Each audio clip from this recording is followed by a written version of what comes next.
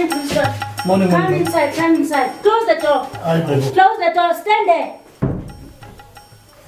Principal, I have a problem with this child. The behavior, I've heard it enough about it. All right. Mrs. Clark, uhlala phansi mama. Thank you, principal. All right. Thulani, thatha isitulo lapho uhlale phansi.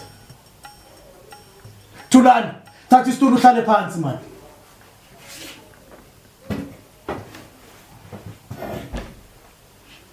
All right. Mrs. Clark, let me hear your side of the story now. Principal, lo principal yonke imihla.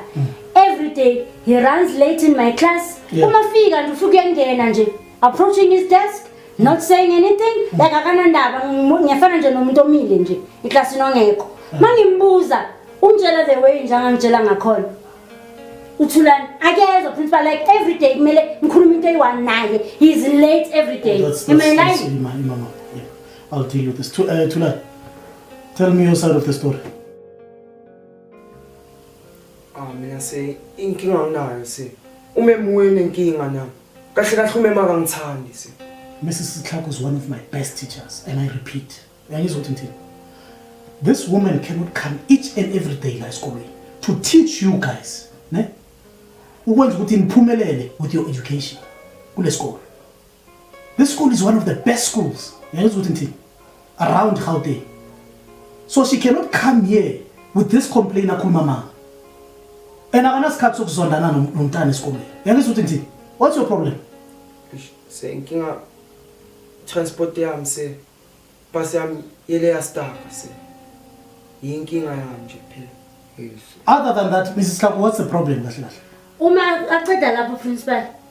Makufuneka homework. He doesn't even have books in his school bag. He's carrying a school bag but without books. Se kule textbook se bengithi ngiyothenga incwadi nje ngingathola kuvaliwe se so ngikhona ngithenga incwadi. Ucanga ukuthi uzophasa njani isikolo? Through this term, ngale behavior nayo. First of all, uyayibhuli esikolweni. You've got anger issues. Awuphatha ama textbook esikolweni. Ufika late esikolweni. Tell me what is your problem to learn? Khuluma. Uyakhuluma principal.